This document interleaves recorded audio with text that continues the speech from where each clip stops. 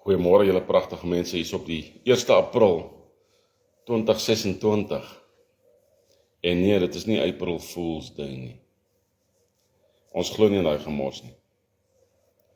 Ons het 'n ander rede om met 'n ander oog te kyk na 1 April. En dis vir my 'n besondere voorreg om weer 'n video van die Federale Alliansie van Suidelike Afrika aan te bied. En dis 'n belangrike video in die sin van wie is ons? Waar kom ons vandaan? Wat is ons geskiedenis? En waar het ons die pot misgesit? Dis 'n klomp belangrike grippe om te verstaan en partykeer wanneer ek praat oor hierdie goed, dan voel dit vir my asof ek nie uit myself uitpraat nie. Seker van julle sal verstaan wat ek sê wanneer ek so sê, dat dit voel asof ek nie uit myself uitpraat nie. En daar is party dae wanneer ek nie weet wat om vir die mense te sê nie. Julle het al ooit, ooit soos agtergekom. Jy weet nie regtig wat om te sê nie, maar jy weet, dit is nou tyd om 'n video te maak, en jy weet dit is, en dan as jy weer kyk, dan weet jy waaroor om te gesels. En is hierdie konsepte wat vir ons so belangrik is, veral aan die einde van hierdie maand, begin Mei, het ons 'n groot boerekonferensie weer. Ons het regtig waar 'n groot boerekonferensie. En is 'n belangrike konferensie.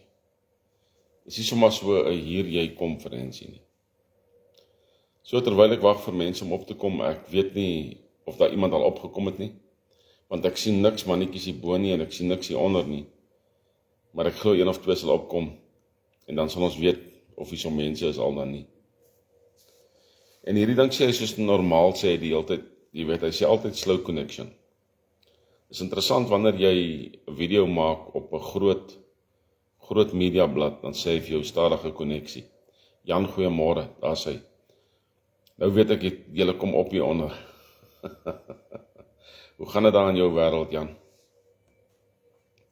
Ons gaan vandag 'n bietjie geskiedenis praat. En ons gaan vandag 'n bietjie geskiedenis praat en net kyk hoe vinnig 'n historikus, 'n dokter oor goed gaan en nie die eintlike waarheid vertel nie. Maar dit is omdat daar altyd verskuilde agendas is. En die eerste verskuilde agenda, daar sê Jan het die boek opgekom, so dit sê vir my al 2 werk vanoggend. En die eerste verskuilde agenda is in die titel van hierdie stuk wat uitgesit is. En die titel van hierdie stuk is Suid-Afrika behoort aan die blankes. Nou as jy so 'n titel lees, hierdie was gedoen, ek dink verlede jaar Junie. As jy so 'n titel lees, dan is jy onmiddellik, yes, dis ons landie. Jy weet, en dan sien jy Suid-Afrika soos die grense van die Unie was en die grense van die Republiek was, hierdie land behoort aan ons. Daar is die eerste verskuilde agenda, net agter die titel. Nou kom ons gaan 'n bietjie deur die geskiedenis en ons kyk 'n bietjie. Reg in die begin, in die eerste paragraaf van hierdie stuk. En hierdie stuk wat ons vandag doen is baie belangrik, dat jy kan verstaan waaroor dit alles gaan. Hierdie stuk is geskryf deur die historikus Dr. M. de Tooy. Eerstens, hy is 'n historikus. Tweedens, hy is 'n dokter. Nou, dit wys jou net dat jy kan 'n historikus wees of jy kan 'n dokter wees, maar jy kan ook om twak praat. En jy doen dit as prins. Jy doen dit as prins omdat jy 'n verskuilde agenda het. Nou kom ons kyk gou hierso. Hier is nou 'n kantnota. Ons begin by die kantnota. Deur die loop van die geskiedenis het die blanke volk van Suid-Afrika verskillende benamings gehad, byvoorbeeld, en hy begin. Aanvanklik is na hulle verwys as Nederlanders. Nee, dis 'n leuen. Hulle was verwys as na lede van die VOC, die Verenigde Oos-Indiese Kompanie, wat uit Nederland uitgekom het. Was hulle Nederlanders? Ja. Wie het by hulle aangesluit? Franse. Wie het nog by hulle aangesluit? Engelse. Wie het nog by hulle aangesluit? Duitsers, veral in die 17de en die 18de eeu. In die 17de en die 18de eeu is na hulle verwys as burgers of vryburgers en patriote. Daar is nooit na hulle verwys as patriote nie. Dis 'n invoegsel. Burgers, ja. Vryboere, veeboere, ja. Maar as nooit na hulle verwys as patriote nie. Dis 'n leuen. OK? En dan sê die ou daarso ensovoorts. Ensovoorts wat? In die 19de eeu is na hulle verwys as voortrekkers en boere. Maar wie was die voortrekkers? Dit was 4 verskillende bevolkingsgroepe wat ek vir julle genoem het, plus hulle werkers, plus die kleerlinge, die San en die Khoi wat saam met hulle getrek het en wat vir hulle gewerk het, vanuit die Kaap uit. Hulle het nie alleen getrek nie. Dan sê hy, en hulle is verwys na as boere. Dis 'n leuen. Die term boer is begin deur die Engelse om die ongeletterdheid van die mense wat geboer het 'n benaming te gee. En hulle was eers genoem boers met 'n dubbel OR, in ander woorde, hulle was boring, as ek die Engels kan gebruik. Dis wat daai term ontstaan het. Maar die term boer het regtig eers begin 'n vlam vat in 1905, net voor die rebellie. So 10 jaar voor die rebellie, 19 jaar voor die rebellie. Pieter, goeiemôre. In die 20ste eeu sê hierdie historikus as hulle verwys na as Afrikaners. Nie almal nie. Nie almal nie. Ja, ons het gepraat van Suid-Afrika, Afrikaners, wit Afrikaners. Maar nie almal is verwys na as Afrikaners nie. En daarom sit ons vandag met die term boer, Afrikaner en boere Afrikaner. Hoe het ons by boere Afrikaner gekom? Omdat ons as 'n wit blanke volk met mekaar natuurlik geondertrou het. Gee jou 'n voorbeeld. My pa was 'n boer, maar my ma was 'n Engelse dame. So wat is ek nou? 'n boer Engelsman. Die Bybel sê die man bepaal die gene. Ek is 'n boer. Wat kan Engels praat? Die man bepaal die gene. Dit is baie belangrik om te verstaan.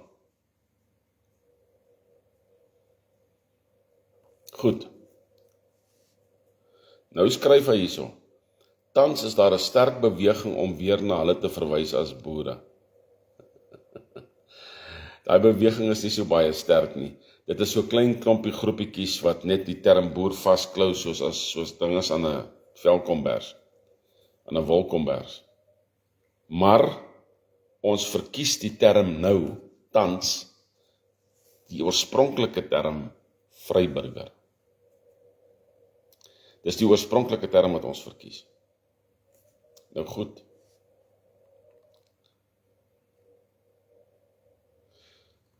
In hierdie artikel lewer Dr. De Tooy sterk en onmiskenbare historiese bewyse dat kyk nou wat sê hierdie persoon, dat Suid-Afrika met reg aan ons as blankes behoort. Dis 'n leuen. Ek sal vir julle wys en ek vir julle sal julle sê hoekom. So kom ons kyk gou 'n bietjie deur van hierdie goed. Voor die blankes gearriveer het, het daar ongeveer 100,000 Khoisan of Khoi Boesmans in die Kaap gewoon. 100.000. Niemand het hulle getel nie, maar in elk geval.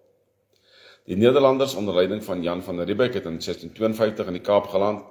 Aanvanklik was die verhouding tussen die blankes en die Khoisan baie goed, maar spoedig het die Khoisan die Nederlanders begin aanval en hulle vee begin steel. Hulle het hulle nie aangeval nie, hulle het wel hulle vee gesteel. Hulle was te swak om hulle aan te val. Dit het tot verskeie militêre skermutselings tussen die Nederlanders en die Khoisan gelei, naamlik die eerste Hollandse Hottentot-oorlog. Daai was 'n belangrike een. 1659 tot 1660, dit is maar 'n paar maande man. Die tweede Hollandse Hottentot-oorlog 73 tot 77 en dan die San-oorlog 1668 tot 1861. Alhoewel na die gebeure as oorlog verwys word, was dit eintlik niks anders as skermutselinge nie, met baie min sterftes aan albei kante. Later het verskeie pokke-epidemies in die Kaap uitgebreek, naamlik in 1713, 55 en 66, wat tot groot sterftes onder die blanke slawe en Khoisan gelei het. Nee? Die pokke-epidemies het die Khoisan die swaarste getref, waar tydens byna alle volksgemeenskappe geheel en al uitgewis is. Dis 'n waarheid. Die klein hoeveelheid Khoisan individue wat die epidemies oorleef het daarna in sendingsstasies gaan bly of as arbeiders begin werk. Later het hulle met slawe en blankes vermeng om die huidige breinkledingbevolking aan die Kaap te vorm. Dit is nie heeltemal die waarheid nie. Daar is arbeiders uit Maleisië en uit Indië uitgebring in die Kaap in, omdat die Britse kolonie eventueel mos ook vir Indië gekoloniseer het. Daar het Britse, Maleise en Indiese slawe gekom na die Kaap toe.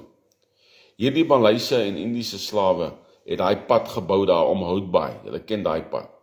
Hulle het daai pad gebou.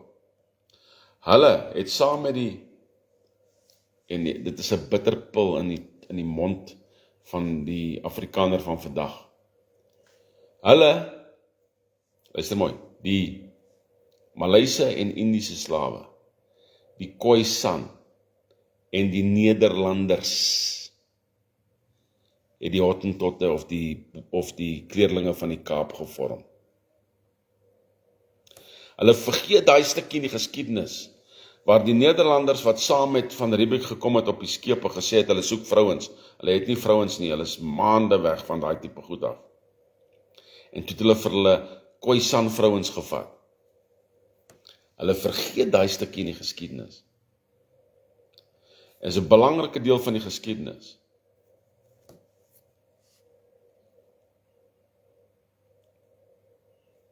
Kyk net wat sê hulle hierso. Die uitsterf van die Khoisan as volksgemeenskappe het die blankes die eienaars van die Kaap gemaak. Pieter het ek al vir jou goeiemôre gesê. Daai is 'n infame leuen. Daar is verskillende ooreenkomste, onderhandelinge geteken tussen die Nederlanders van die VOC en die Khoisan groepe, waar hulle sekere gedeeltes van die Kaap aan die VOC gegee het.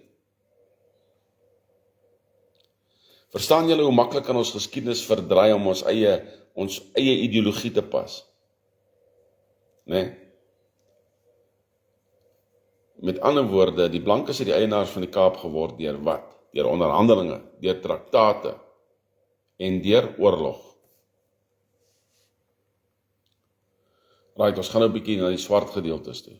Die swartes, meer spesifiek die Bantu volksgemeenskappe se oorsprong Sentraal Wes-Afrika. In die hedendaagse Kameroen en Nigeria, eintlik Ethiopië ook. Vandaar het hulle na Suidelike Afrika getrek. Ons ken daardie hele geskiedenis. Die blankes het die Khoisas, 'n swart Nguni volksgroep in 1770 in die omgewing van Visrivier ontmoet. Dis nie waar nie. Dis nie waar nie. Die Khoisas het op daardie stadium nog glad nie eens bestaan as 'n volksgroep nie, of 'n identiteit wat hulle gehad het nie. Daar was 'n verskillende klomp Nguni kapteins wat hulle eie stamme verteenwoordig het en wat die boere se vee begin steel het en die mense begin uitmoor het. Hierdie groepe het éventueel Khoisa geword. Maar hulle was nie alleen Xhosa nie. Griquas was ook daar verteenwoordig. Die word van vergeet.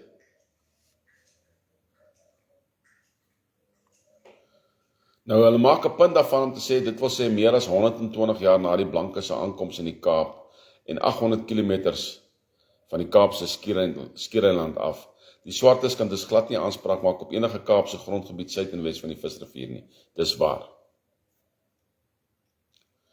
In die 1750s en 1835 was daar groot omwentelinge onder die swart volksgroepe in Suid-Afrika. Die Zulu's, 'n ander swart en Nguni volksgroep onder leiding van Chaka, het ander swart groepe op groot skaal aangeval en doodgemaak.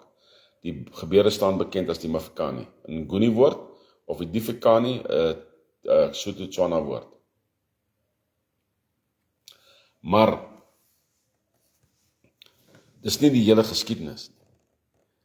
Die Xhosas het op 'n stadium, toe die kapteins bymekaar gekom het, het hulle beweeg oor die Visrivier en die boere aangeval tot Xhosas gesien kon word. En dromslane kon gehoor word. Dromslane. Maar as gevolg van te min kos, want hierdie Xhosa groepe het 'n fout gemaak. Hulle het uit die wifi uitgaan om in die gewone wifi in te kom. As ek nog reg, Jan, as jy my nog sien, is alles oké. Nou goed, ons verstaan hoe die groot trek gebeur het, ons verstaan hoe die swartes verjaag het en al hierdie goed, en hulle uit hulle verskeie gebiede uit, en hoe ons eventueel getrek het. Nou, ons het verskeie klompie state gevorm, eie republieke gevorm. In 1838 het ons die Potchefstroom-Wynberg Republiek gevorm. Nee? Andries Hendrik Potgieter het 'n ooreenkoms gehad met die Batang hoofman Makwana. Hy het vir Makwana beloof, hulle sal vir hulle help teen Masilikasie. Wag 'n bietjie. Hoe kan hy hulle help teen Masilikasie? Dit sê vir my dat Masilikasie was reeds in die area. In die noorde van die republiek, dis nadat Masilikasie noord getrek het Zambië toe, is ook geannexeer nadat die voortrekkers 2 keer in 1836 deur Masilikasie aangeval is en die voortrekkers hulle verslaan het. Die noordoostelike uitbreiding van Potchefstroom-Wynberg Republiek is tot by die Soutpansberg is weer eens bekom deurdat die Matabele's verslaan is. In die ooreenkomste deur Potgieter met ander mindere swart stamhoofde. In terme van die ooreenkoms tussen die voortrekkers en die Batang, het die Batang in besit gebly van hulle belangrikste gebied, Tabanchu. Die Batang het in besit gebly van hulle belangrikste gebied, Tabanchu. En so het Potgieter dan 'n klomp kere van Masilikasie aangeval as hulle oorgekom het, en hulle die Baruchi, die Rolong, die Kwena, die Kagatla, en ander het hulle oorspronklike woongebiede deur 'n ooreenkoms met Potgieter teruggekry. Sien julle hoe word hier goed ingeskrywe? Tabanchu behoort aan die Batang. Die Baruchi, die Rolong, die Kwena, die Kagatla en ander het hulle oorspronklike woongebiede, Charles Goeiemôre, deur 'n ooreenkoms met Potgieter teruggekry. So, moenie vir my sê dat die hele Suid-Afrika behoort aan die blankes nie. As die blankes dan deur ouens soos Potgieter, deur die voortrekkers, sekere gebiede vir die swartes gegee het om te bewoon en hulle sodanig beskerm het. Ons het toe probeer om van Natalia te annexeer, maar Dingaan het natuurlik gedoen wat Dingaan gedoen het, en ons verstaan die slag van Bloedrivier deur Andries Potgieter en so aan, en ons het 'n skriftelike bewys. Kyk nou na die stelling. Die blankes het dus 'n skriftelike bewys van eienaarskap van 'n groot deel van Natal, as ook die reg tot eienaarskap wat hulle verkry het deur die militêre verslanning van die Zulu's as vyand. Dit was nie 'n groot deel van Natal nie. Dit was 'n deel langs die die N3, N4, af tot en met Durban, tot en met Port Shepstone af.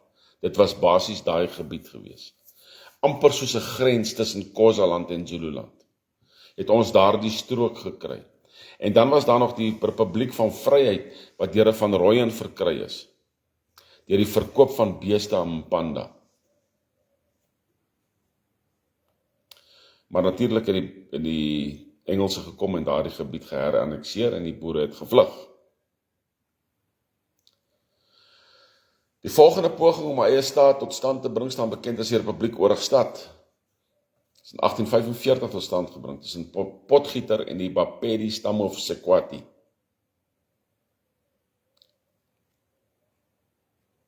Kort daarna is die voortrekker se aanspraak op die gebied weer eens bevestig tydens 'n ooreenkoms met die Swazi koning Mswati II in 1846. Die Republiek Kliprivier is in 1847 tot stand gebring, nadat die voortrekkers die Zulus natuurlik verslaan het. Daarna is die voortrekkers se aanspraak op die gebied herbevestig met 'n formele ooreenkoms tussen die plaaslike boereleier A.T. Spies en koning Mpanda van die Zulus. Dis net nog 'n stukkie grond wat verkry is. Die Republiek Soutpansberg, 1848. Die oostelike gedeeltes, luister nou mooi, Anton, jy is goeiemôre. Luister nou hierso. Die oostelike gedeeltes van die Republiek is bekom deur middel van 'n ooreenkoms met die Venda koning Ramabulane. Die Republiek Lydenburg, 1849. Die noordelike deel van die Republiek is bekom deur 'n ooreenkoms tussen Potgieter en die Bapedi hoofman Sekwati. Die suidelike deel van die Republiek is bekom op 'n grond van 'n ooreenkoms in 1855 met koning Mswati van Swaziland, wat die boere as 'n buffer tussen sy koninkryk en die Zulus wou skep. Die boere het ook beeste vir hulle gegee. En so aan en so voorts. Toe is daar die verskillende konvensies, daar is die Sandrivier konvensie, daar was die konvensie van Bloemfontein, ek gaan nou vinnig deur hierdie goed. En die Republiek Hetland Goosen het ook ontstaan in 1882, dat het ook verdwyn, maar dit was met 'n ooreenkoms met die Ratlou Rolong hoofman Moswete, uit die grond vir die boere gegee in ruil vir hulle militêre bystand gedurende die Moswete se stryd teen die Tsitsi Rolong hoofman. Die Republiek Stelleland het is in 1883 geskep. Stelleland was ook 'n klein republiek wat eenvoudig ook net verdwyn het.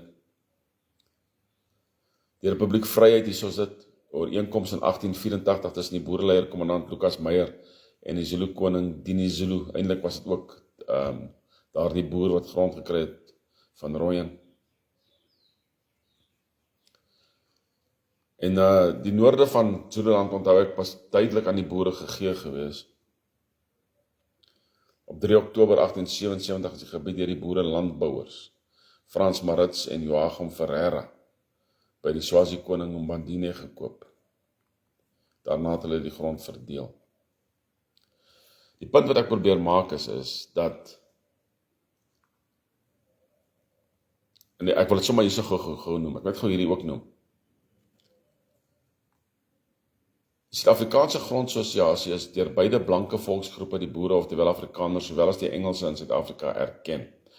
Boonop het selfs opponerende politieke partye, byvoorbeeld die Nasionale Party en die Verenigde Party, hierdie grondassosiasie so erken. Hierdie grondassosiasie is in 1910 met die Uniewording van Suid-Afrika so erken, met geen stemreg aan die swartes of gekleerdes nie, asook geen grondeienaarskap aan die swartes of gekleerdes in die Republiek nie. Ook in 1961. Die boere is grond gegee deur die swartes vir hulle militêre bystand. Sekere dele van die grond is gekoop. Maar hier is die punt wat nie gesê word nie.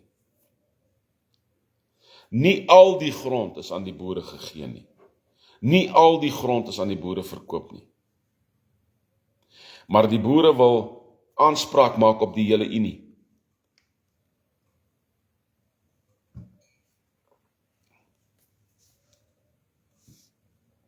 Verstaan julle die punt? Die grond was van die swartes af weggevat, omdat hulle geen stemreg gekry het. En hulle grondgebiede is nie erken nie. Hoekom?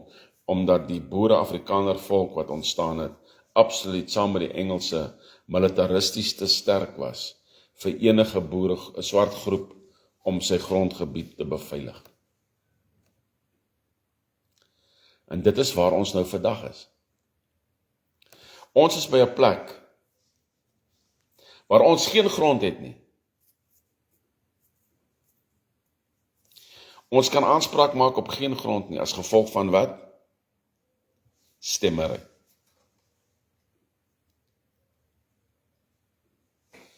As gevolg van die stem wat gekom het deur die politieke partye.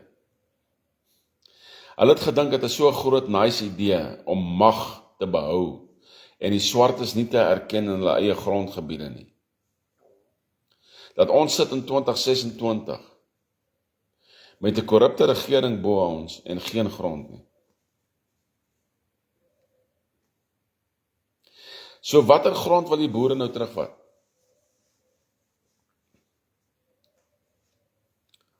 2,5 miljoen boere, Afrikaners, boere-Afrikaners, teen 60 miljoen swartes. Watter grond wil hulle terugvat?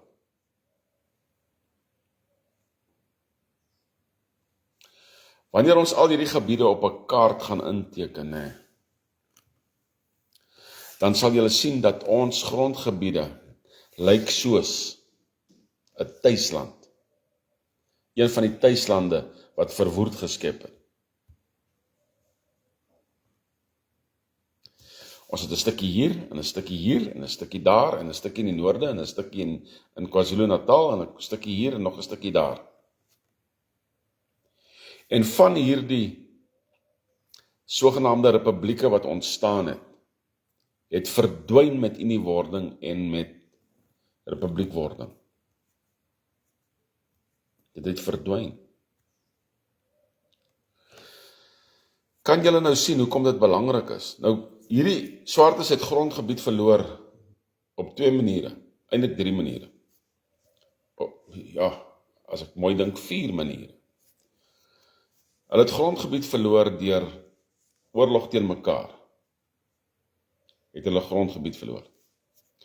Die tweede manier hoe hulle grondgebied verloor het was oorlog teen die burgers, die vryburgers. Die derde manier wat hulle grond verloor het was oorlog teen Engeland.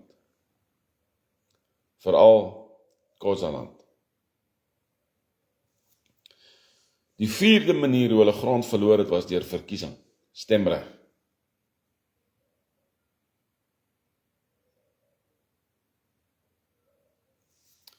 Hoe het die boere grond verloor?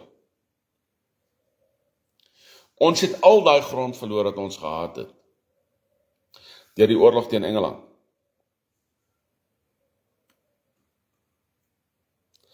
Een internasionale wet van 1950 sê baie duidelik, dat as 'n nasie grondgebied verloor het deur 'n oorlog, en hy is verslaane, is hy nooit weer daardie grondgebied geregtig nie.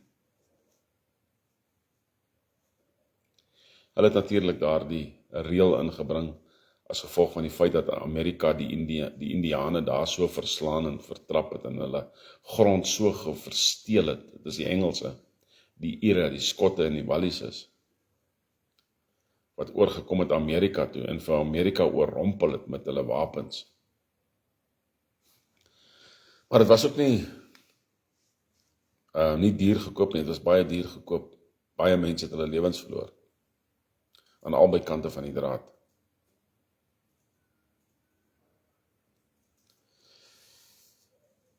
Jy kan net jou grondgebied terugkry op 2 maniere. Eintlik 3 jaar, maar kom ons kyk gou 'n bietjie. Jy kan jou grondgebied terugkry deur te stem. Gaan dit vir ons werk? Kom ons wees realisties. Gaan dit vir ons werk? Nee. Jy kan jou grondgebied terugkry deur oorlog. Nommer 2. Gaan dit vir ons werk?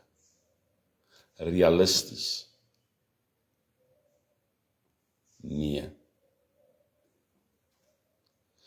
Jy kan jou grondgebied terugkry. Nommer 3. Deur onderhandeling. Kan dit vir ons werk? Realisties? Ja. Hoekom? Want net soos wat ons grondgebied verloor het, so het die konings van al die Afrika-state om ons grondgebied verloor. En julle kan sien hoe dinge skeefloop, hoe dinge hand uitdruk, as hulle ewe skielik 'n koning aanstel, soos wat hulle nou gedoen het daar in die ooste. Ek begin praat al so siener. Soos wat hulle dinge gedoen het daar in die ooste, deur 'n hoofman aan te stel daar en 'n koning daarin te bring, wat nie van Suid-Afrika is nie. En die ouens se koppe hak uit.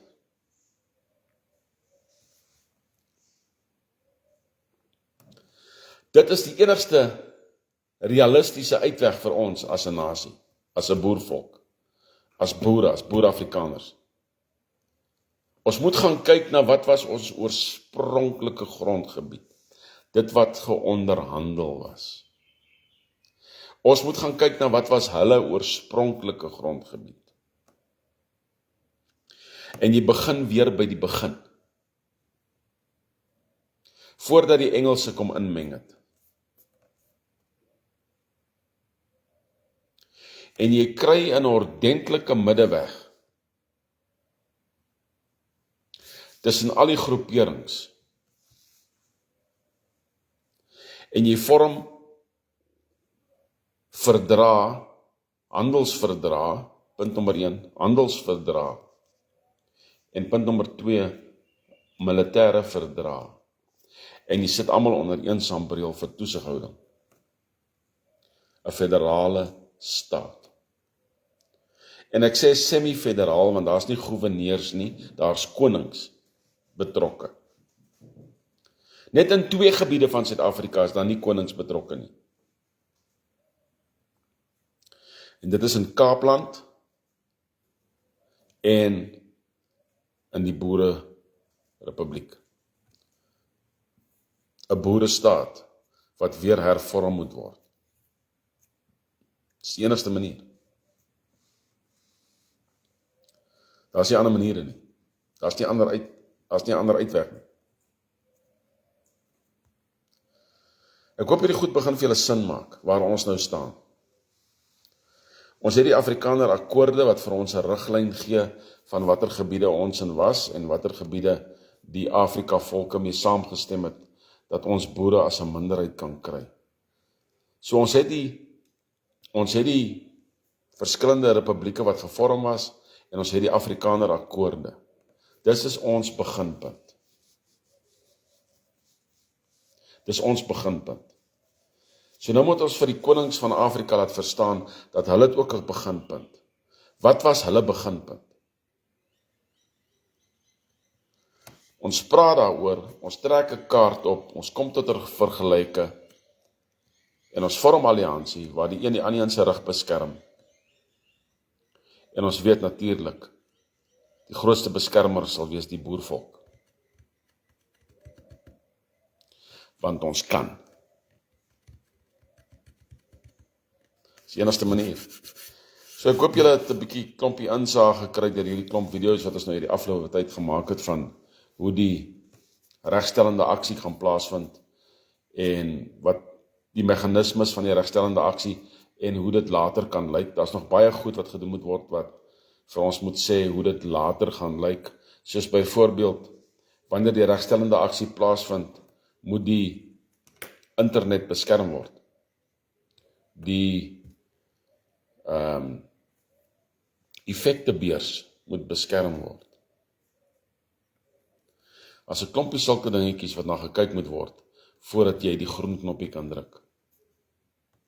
Belangrike goed. Daar's hy. Dis Woensdag, man. Ons is boere. Boere Afrikaners. Ons is eintlik vryburgers. Ons kan 'n Engelsman wees en jy kan 'n vryburger wees. Jy kan 'n Fransman wees en jy kan 'n vryburger wees. Nee, en ons het 'n toekoms. Ons het 'n goeie hoop. Vrydag sal ek nou nie 'n video maak nie, want dit is Pasga. Ek gaan nie 'n video Vrydag maak nie. Dit is Pasga tyd. En as jy Vrydag na 'n kerk kan gaan waar hulle die fees aanbied, gaan doen dit. Doen so, né? En roep ter herinnering die lig wat in die wêreld aangekom het. Yeshua Mashiach, Jesus die Messias, die gekruisigde ene, wat deur sy bloed vir ons die ewige lewe gegee het. Deur sy genade is ons gered. Ons het 'n hoopvolle toekoms. Alles wat mooi is vir julle. Saam met God maak eendrag mag, daar is nie 'n ander manier nie. Alles wat mooi is, hoor.